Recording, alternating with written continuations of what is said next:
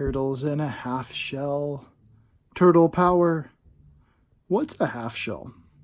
I know this question is... Oh, I got a scratch on my nose. I know this question has been asked many times before. But what exactly is a half shell? Do turtles have a half shell? Do they say half shell? Am I wrong? Well, anyways, that's what we're talking about today. So, this is it. This is what we're going to be talking about today. As you can see, it is the Teenage Mutant Ninja Turtles and USAGI YOJIMBO. You know what's interesting is this book is done by the USAGI creator Stan Sakai, and this is the colorist Tom Luth, something. And yet, because of who these guys are in pop culture, they get top billing. Makes sense though. Makes sense. So, what is this book? Well, I found it. It was fairly cheap. Got it the same day as I bought a bunch of 25-cent comics. Had some change in my pocket, so I bought it. You can see TNMT owned by Nickelodeon these days, but I think the comic rights to some degree are still owned by Kevin Eastman, possibly. Something like that. Where he can still make comics. But I don't know how the crossovers work. Anyways, as you can see here, it's the art. And it's fairly cartoony, which I like. But the figures still have life, which is the mark of a good cartoonist. A little glare in the pages there. So, I like these guys, all with different expressions. Neat. Let's skip ahead. Summoning the Teenage Mutant Ninja Turtles, and there they are. Boom. Of course, they're always pretty interesting. It's kind of cool how these characters helped their creators become billionaires based on, like, not that much. I mean, their designs are all pretty similar. They all originally had red bandanas. Red, I don't even know what you call those. Masks.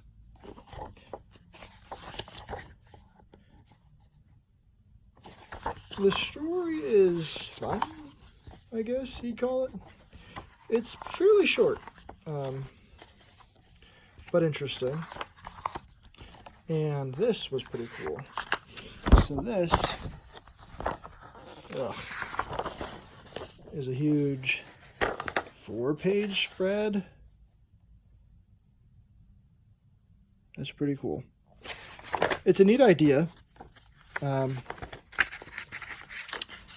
don't know that it adds too much to the book, any more than a 2-page spread would have, but it is cool, and I like the idea of putting it in the middle of the book, like almost a poster. You couldn't take it out of the poster, it would ruin it, but see, and it's hard to fold them back in.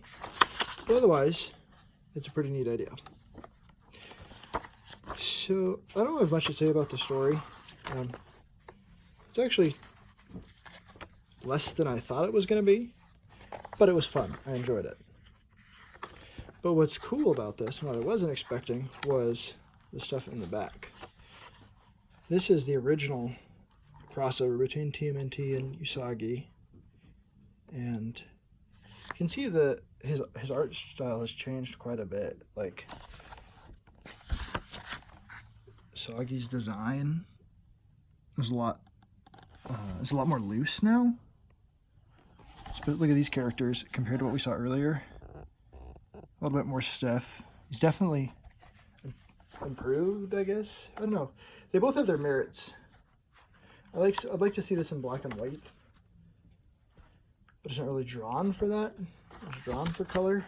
So, but there's also this stuff, which I always like, is thumbnail layouts and how he puts together the comic. There's even the script pages, I think.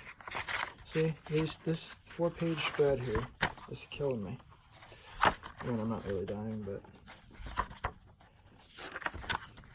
So, here's the script.